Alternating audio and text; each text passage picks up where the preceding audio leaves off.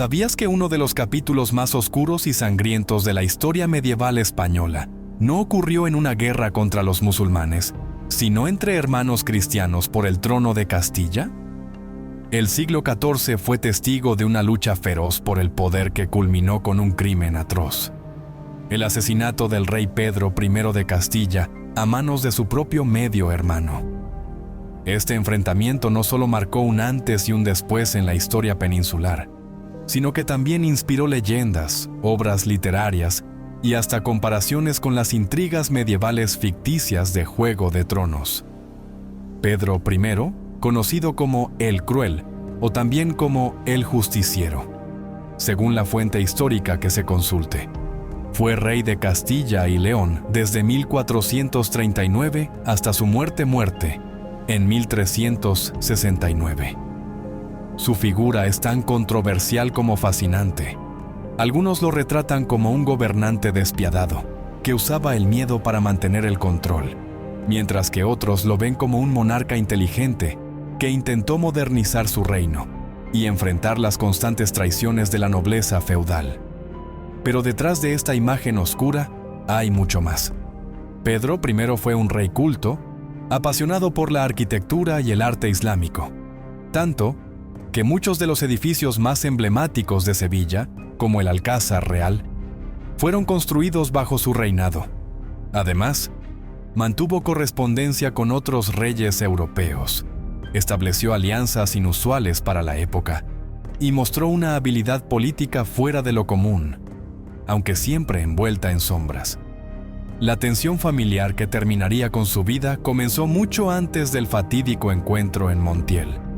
Enrique de Trastámara, su medio hermano ilegítimo, era hijo del rey Alfonso XI y una amante, Leonor de Guzmán, una mujer que había sido ejecutada años atrás por orden de Pedro, precisamente por su papel en el desentroncamiento de la reina María de Molina.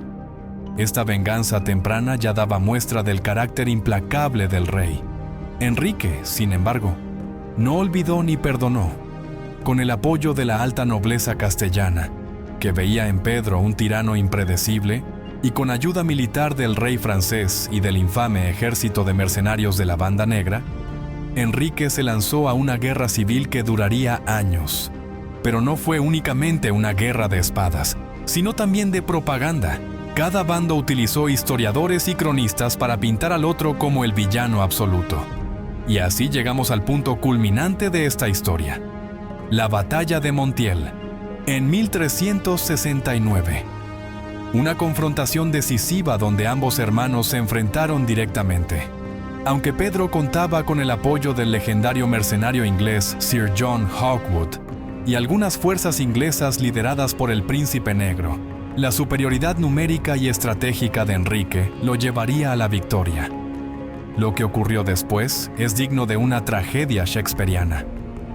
Pedro, derrotado, huyó y se refugió en una fortaleza local. Pero allí mismo sería traicionado, capturado y llevado ante su hermano. Lo que pasó en ese encuentro final no tiene parangón en la historia europea. Un rey, coronado por la Iglesia y ungido por Dios, asesinado por su propia sangre, con sus propias manos, según cuentan las crónicas. «No soy tu rey, soy tu hermano», habría gritado Enrique antes de matarlo. O quizás dijo: «¡Muere, traidor!».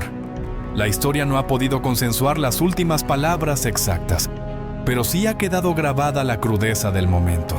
Un regicidio cometido en pleno siglo XIV, en un acto de ambición, venganza y seducción del poder.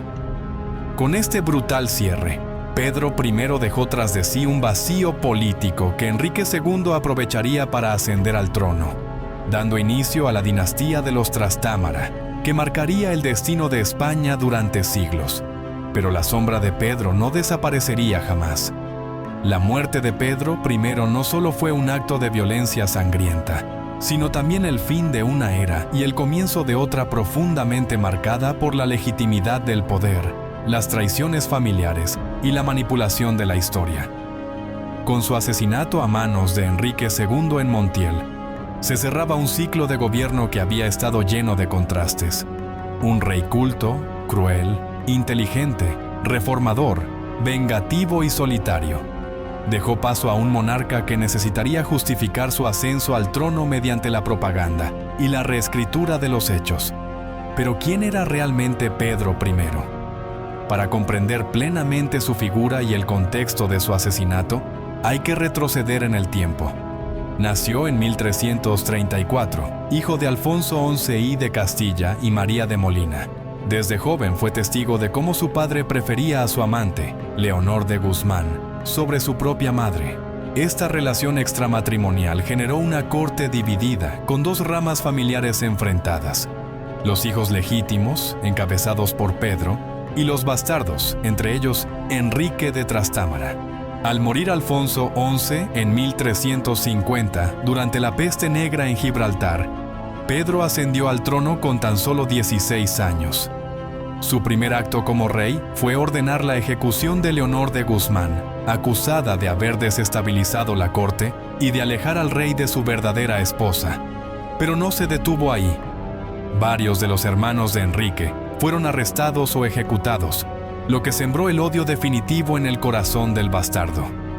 A lo largo de sus casi 2 décadas en el trono, Pedro intentó fortalecer el poder real frente a la nobleza feudal, algo inusual para la época. En una península donde los grandes señores ejercían un poder casi absoluto en sus tierras, el rey buscó imponer un modelo más centralizado.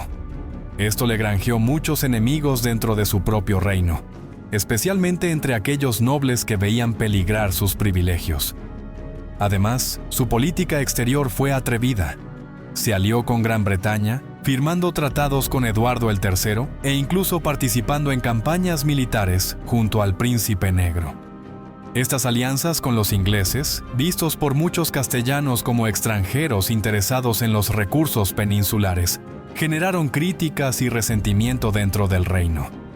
Mientras tanto, Enrique de Trastámara, viendo crecer su base de apoyo entre los descontentos, comenzó a articular una oposición armada.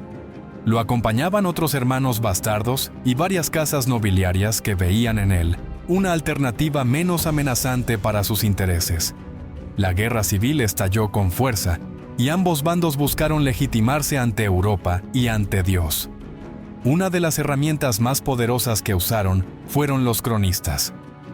Los seguidores de Pedro lo retrataban como un gobernante justo, castigador de traidores, modernizador y defensor del orden. Por otro lado, los partidarios de Enrique lo pintaban como un tirano sanguinario, incapaz de gobernar con mesura, rodeado de favoritos corruptos y obsesionado con el control absoluto. Estas narrativas opuestas han hecho que, hasta hoy, Pedro I sea recordado bajo dos luces muy distintas, como el cruel o como el justiciero.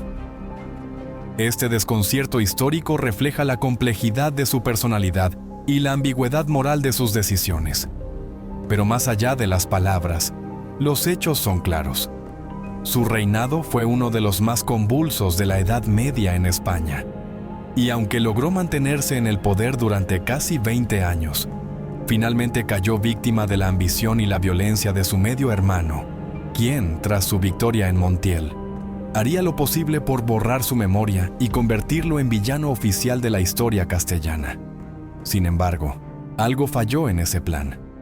A pesar de los esfuerzos de Enrique II por oscurecer el legado de Pedro, este no solo no desapareció, sino que, con los siglos, ha ido ganando matices, admiradores y estudiosos que buscan entender al hombre detrás del mito. Y es que, como suele pasar con los personajes más oscuros de la historia, su sombra siempre termina siendo más grande que su vida. Tras la muerte de Pedro I, el camino hacia la consolidación del poder por parte de Enrique II fue tanto sangriento como estratégico. Aunque había logrado su objetivo principal, el trono de Castilla, ahora se enfrentaba al reto de legitimar su reinado ante una corte dividida, un pueblo confundido y una Europa que observaba con atención cómo se desarrollaban los acontecimientos en la península ibérica. El primer paso de Enrique fue asegurar físicamente el control del reino. Tras matar a su hermano en Montiel, no solo se proclamó rey, sino que también ordenó la ejecución o exilio de muchos de los más cercanos colaboradores de Pedro, incluyendo algunos de sus consejeros judíos, musulmanes y cristianos, que habían sido clave en su administración.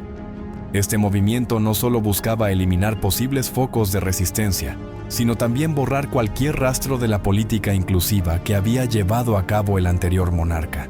Pedro I, recordemos, era conocido por rodearse de talentos sin importar su religión. Su corte contó con arquitectos, médicos, astrónomos y traductores judíos y musulmanes, que eran considerados excelentes en sus disciplinas. Bajo su protección, estos grupos gozaron de cierta estabilidad, algo inusual en una Europa cada vez más hostil hacia las minorías religiosas. Con la llegada de Enrique, esa tolerancia se desvaneció. Además, el nuevo rey necesitaba justificar el regicidio ante la cristiandad. Asesinar a un rey ungido por la Iglesia era un acto de tremenda gravedad, incluso para los estándares de la época. Para ello, Enrique recurrió a una narrativa cuidadosamente elaborada. Presentó a Pedro no solo como un tirano cruel, sino también como un hereje, un perseguidor de nobles leales y un peligro para la fe católica. Esta campaña de propaganda tenía como objetivo neutralizar cualquier intento de condena papal y ganarse el apoyo del clero castellano. Y funcionó, al menos en parte. El Papa, envuelto en sus propias luchas internas, como el cisma de Occidente, no llegó a tomar medidas contundentes contra Enrique. Además, este firmó rápidamente acuerdos con importantes órdenes religiosas, entregando tierras y privilegios a cambio de su reconocimiento formal. Así, poco a poco, su figura fue siendo aceptada como el nuevo gobernante legítimo de Castilla. Sin embargo, no todo estaba resuelto. El legado de Pedro primero seguía presente en la memoria de muchos, especialmente entre aquellos que habían vivido bajo su gobierno o habían disfrutado de su mecenazgo cultural. Y lo más importante, existían descendientes directos del rey asesinado, que podrían reclamar el trono en algún momento. Entre ellos se encontraba Beatriz de Portugal, esposa de Pedro I, aunque su matrimonio no había generado hijos varones. Pero sí hubo otros hijos ilegítimos, como Alfonso Enríquez, quien podría haber servido como bandera simbólica para futuras rebeliones si hubiese tenido el apoyo suficiente. Por eso, Enrique se aseguró de anular cualquier amenaza potencial. Casó a Beatriz con un noble portugués de su confianza y vigiló de cerca a los hijos naturales de Pedro, alejándolos de posiciones de poder. Otro frente crucial era el internacional. Inglaterra, aliada histórica de Pedro, no podía quedar impune tras la muerte de su socio en la península. El Príncipe Negro, uno de los principales generales ingleses y amigo personal de Pedro, sintió el golpe profundamente. De hecho, algunos cronistas señalan que el propio Eduardo de Gascuña lloró al recibir la noticia de la muerte de su aliado. Esto marcó el inicio de una nueva fase en las relaciones entre Castilla e Inglaterra, donde la confianza se rompió y se dio paso a nuevas confrontaciones navales y diplomáticas. Pero Enrique, hábilmente, supo navegar estas aguas turbulentas. Buscó aliados en Francia, rival tradicional de Inglaterra, firmando tratados que le garantizaron apoyo militar y económico. También estableció alianzas matrimoniales inteligentes, como el matrimonio de su hijo Juan con una infanta portuguesa, fortaleciendo así las relaciones peninsulares. Con esto, Enrique II no solo logró mantenerse en el trono, sino que sentó las bases de una nueva dinastía, la Casa de Trastámara, que gobernaría Castilla y León durante más de 2 siglos, hasta la llegada de los reyes católicos, Isabel y Fernando, cuyo linaje también descendía de esta estirpe. Aún así, por más que el nuevo régimen intentara borrarlo, el recuerdo de Pedro I permaneció vivo, no solo en los relatos orales y en los libros de historia, sino también en la cultura popular, en las leyendas locales y en los palacios que aún hoy se pueden visitar. Su figura, oscilante entre el tirano sanguinario y el reformador visionario, sigue atrayendo la atención de historiadores, escritores y creadores de contenido. tras la muerte de Pedro I y la consolidación del poder por parte de Enrique II. Castilla entró en una nueva etapa política y social que marcaría profundamente su futuro. Aunque el cambio de dinastía fue violento y sangriento, lo cierto es que el reino no se derrumbó. Más bien, se transformó. ¿Pero qué tipo de reino heredó Enrique? ¿Y cómo cambió bajo su gobierno? El primer desafío de Enrique fue estabilizar un país golpeado por años de guerra civil. La península ibérica era un campo de batalla constante, no solo entre castellanos, sino también con Aragón, Granada, Portugal e incluso potencias extranjeras como Francia e Inglaterra. Las arcas reales estaban exhaustas tras las campañas militares de Pedro I, y la nobleza, aunque satisfecha con el derrocamiento del rey anterior, exigía recompensas a cambio de su apoyo. Enrique respondió redistribuyendo tierras, títulos y privilegios entre los nobles que lo habían respaldado. Esta medida, aunque efectiva a corto plazo para asegurar su trono, significó un retroceso en los intentos de Pedro por centralizar el poder real. Bajo Enrique II, la nobleza recuperó gran parte del control territorial y político que había estado perdiendo, marcando así un regreso al feudalismo clásico. También hubo cambios profundos en la política religiosa. Mientras Pedro I había mantenido una postura relativamente abierta hacia las minorías, especialmente judíos y musulmanes, Enrique optó por una política mucho más alineada con los interesamientos eclesiásticos y con el sentimiento generalizado de intolerancia que crecía en Europa. Esto no solo le ayudó a ganarse el favor del clero, sino que también fue una forma de distanciarse del legado de su hermano. Una de las decisiones más simbólicas de su reinado fue ordenar la demolición o modificación de algunos edificios construidos por Pedro, especialmente aquellos que mostraban influencia islámica o que tenían una conexión directa con su figura. Sin embargo, no pudo borrar por completo la huella arquitectónica de su predecesor. El Alcázar de Sevilla, uno de los proyectos más ambiciosos de Pedro, sobrevivió y sigue siendo hoy uno de los palacios más visitados de España. Otro aspecto clave de su gobierno fue la relación con otras potencias europeas. Si Pedro había apostado fuertemente por una alianza con Inglaterra, Enrique hizo lo contrario. Se acercó a Francia, tradicional rival de los ingleses, y firmó tratados que incluían matrimonios estratégicos y ayuda militar mutua. Esta alianza se vería reflejada durante la Guerra de los 100 años, cuando flotas castellanas apoyaron a los franceses contra los ingleses en varias batallas navales importantes. La victoria castellana en la batalla de La Rochelle en 1372, donde una armada combinada de castellanos y franceses derrotó a los ingleses, fue un momento crucial. No solo demostró el poder naval castellano, sino que también envió un mensaje claro. Castilla ya no estaba bajo la influencia inglesa, pero si hay algo que caracterizó el reinado de Enrique II, fue su habilidad para sobrevivir políticamente. A pesar de haber llegado al trono mediante el asesinato de su hermano, logró mantenerse en el poder hasta su muerte natural en 1379.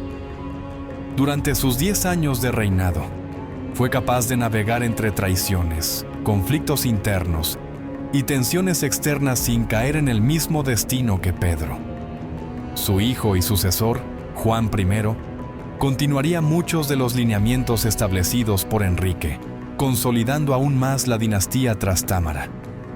Este linaje, que surgía de un acto tan oscuro como el regicidio, terminaría gobernando Castilla durante generaciones, incluso hasta el inicio de la unificación peninsular con los reyes católicos.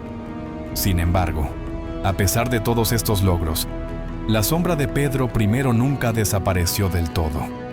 Su nombre seguía presente en documentos oficiales, en conversaciones privadas, en leyendas urbanas y en los recuerdos de quienes lo habían conocido. Incluso dentro de la propia corte de Enrique, había quienes murmuraban que el verdadero rey había sido traicionado y asesinado por un usurpador. Con el paso de los años, esta percepción comenzó a cambiar. Historiadores, poetas y dramaturgos empezaron a reinterpretar la vida y la muerte de Pedro I, convirtiéndolo en una figura casi mítica. Algunos lo retrataron como un monarca trágico, víctima de su tiempo y de su propia familia. Otros lo vieron como un precursor del absolutismo moderno, alguien que intentó reformar un sistema feudal obsoleto, pero que pagó el precio por hacerlo demasiado pronto. Y así, mientras Enrique II lograba imponerse físicamente sobre su hermano, Pedro I conseguía una victoria más duradera, la del relato, la memoria y la historia. La figura de Pedro I no solo dejó una huella política y social en la historia de España, sino que también se convirtió en un personaje literario de gran relevancia. A lo largo de los siglos, su vida, sus decisiones y especialmente su muerte a manos de su hermano Enrique II han inspirado una gran cantidad de obras teatrales, novelas históricas, poemas épicos y hasta óperas. Su trágica historia es, sin duda, uno de los capítulos más dramáticos de la historia peninsular, y eso ha hecho que su legado perdure mucho más allá de su tiempo. Uno de los primeros autores en reivindicar su memoria fue el dramaturgo español Lope de Vega, quien en 1627 escribió El rey don Pedro I de Castilla, una obra de teatro que retrata al monarca como un hombre complejo, lleno de contradicciones, pero con una visión avanzada para su época. En esta pieza, Pedro aparece como un gobernante solitario, rodeado de traiciones y obsesionado con la justicia, aunque a menudo aplicada con brutalidad. Lope de Vega logró humanizarlo, mostrando tanto sus virtudes como sus defectos, algo inusual en una época donde las figuras históricas eran normalmente idealizadas o demonizadas. También Leandro Fernández de Moratín, en el siglo XVIII, le dedicó atención en su obra La historia de España desde la caída del Imperio Romano hasta nuestros días, donde describe a Pedro como un rey inteligente, culto y valiente, pero cegado por su deseo de venganza contra quienes habían ofendido a su madre. Esta idea de un rey atrapado entre el amor filial y el poder absoluto se repite constantemente en los análisis históricos y literarios posteriores. En el ámbito internacional, escritores franceses e ingleses también se sintieron atraídos por este capítulo tan sangriento de la historia medieval. François-René de Chateaubriand, en su monumental Le Génie du Christianisme, menciona brevemente a Pedro I como un ejemplo de cómo el poder puede corromper incluso a los más iluminados.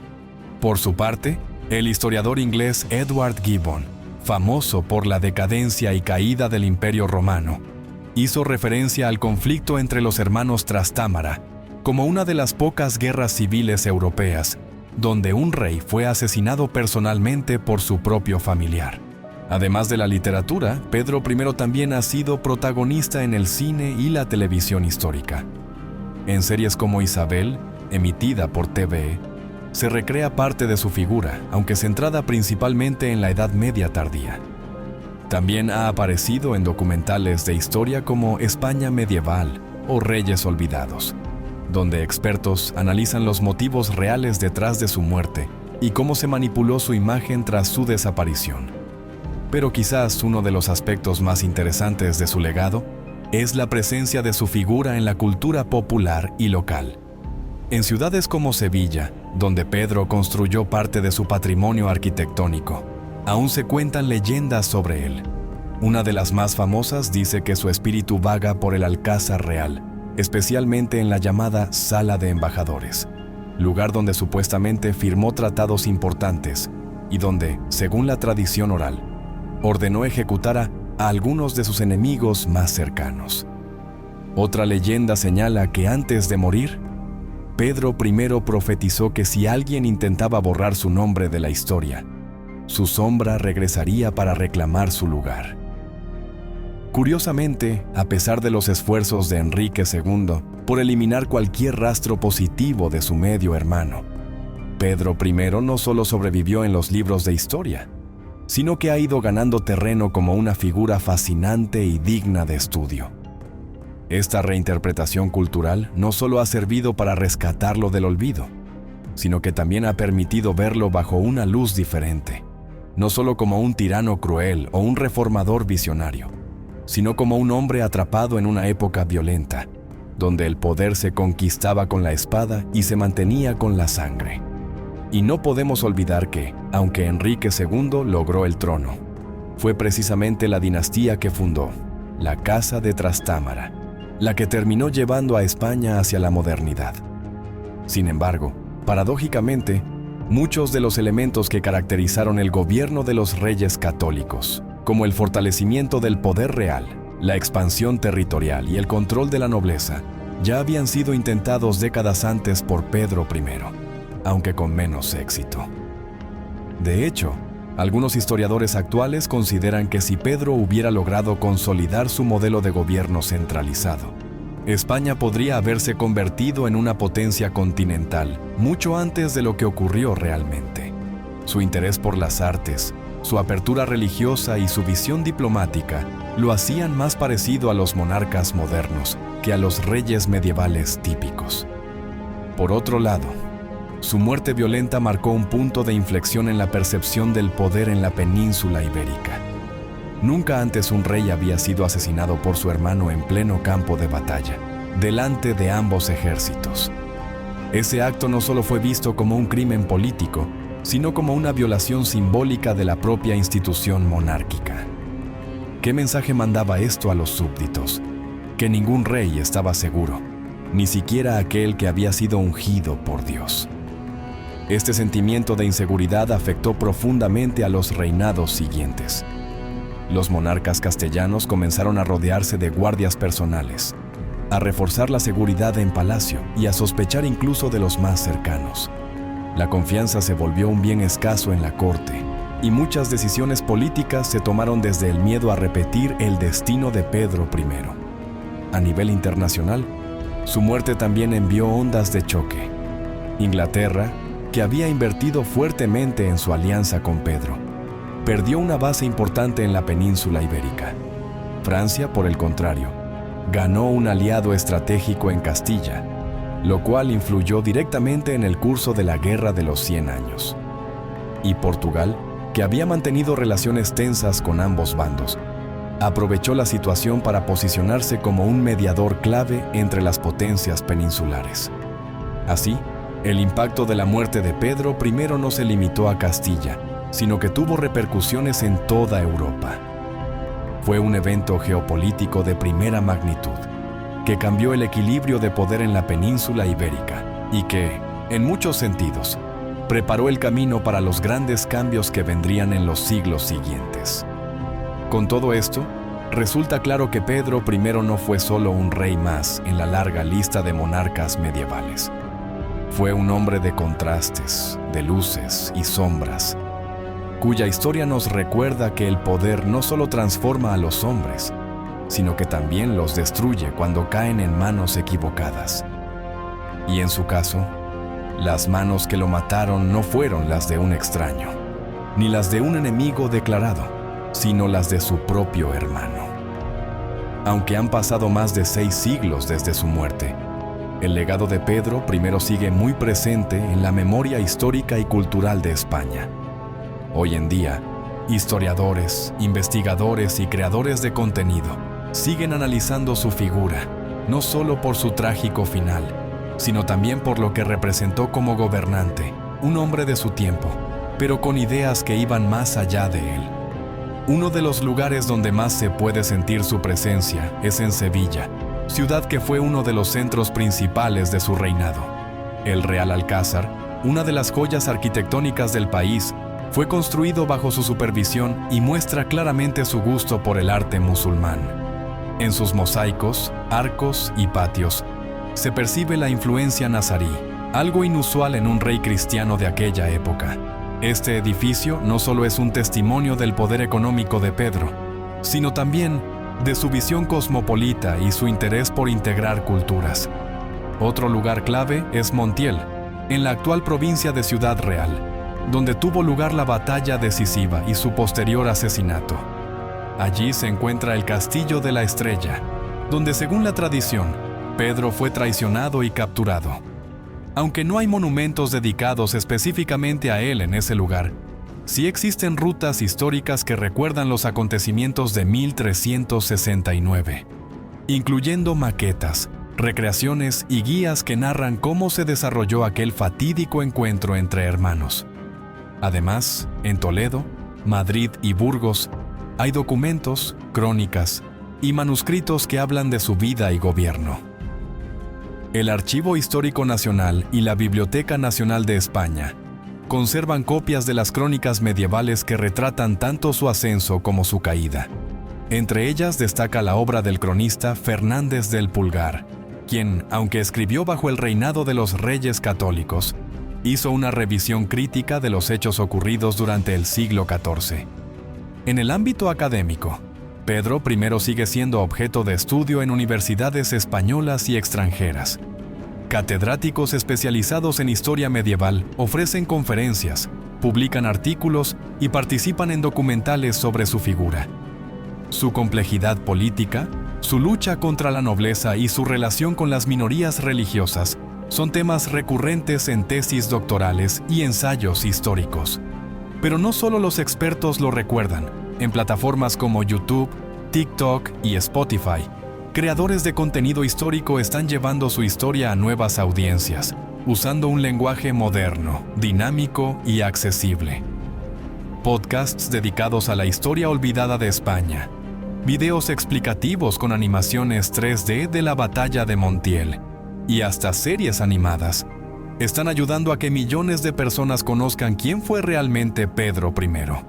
Así, aunque murió traicionado y asesinado por su propio hermano, Pedro I logró sobrevivir en la historia. Y hoy, gracias al trabajo de historiadores y divulgadores, sigue cobrando vida cada vez que alguien decide conocer su historia. La historia de Pedro I de Castilla no es solo un capítulo más de la Edad Media, sino un relato que trasciende su época y sigue fascinando a nuevas generaciones. Su vida, llena de contrastes, nos muestra cómo el poder puede ser una herramienta de transformación o de destrucción. Fue un rey culto, pero acusado de cruel, un gobernante visionario pero rodeado de traiciones, un hombre obsesionado con la justicia, pero que muchas veces aplicó el castigo con violencia extrema. Lo que ocurrió en Montiel en 1369 no fue solamente el asesinato de un rey, sino el fin de una forma de entender el gobierno. Enrique II, al matar a su hermano, no solo tomó el trono, borró una posibilidad histórica, una alternativa política que quizás, con otro destino, hubiera llevado a Castilla por un camino distinto. Pero eso es lo que hace tan interesante esta historia. La pregunta constante sobre ¿qué habría pasado si hoy, gracias al trabajo de historiadores, creadores de contenido y amantes de la historia medieval, el legado de Pedro I sigue vivo, no solo en los libros, sino también en los palacios que construyó, en las calles que caminó y en cada narración que revive su figura? Y aunque sus detractores intentaron convertirlo en un villano, el tiempo ha hecho justicia. Pedro I no fue ni un demonio ni un santo, sino un hombre atrapado entre el amor, la venganza y el poder absoluto. Su historia nos recuerda que la Edad Media no fue solo caballeros y torneos, sino también intriga, ambición y decisiones que cambiaron para siempre el rumbo de un reino. Y por eso, como creadores de contenido histórico, tenemos la responsabilidad y el privilegio de contar estas historias, no solo para recordar el pasado, sino para entender mejor el presente. Así que, si te gustó este relato, compártelo, comenta y síguenos para descubrir más historias olvidadas, llenas de traiciones, batallas y personajes que marcaron la historia del mundo. Hasta la próxima.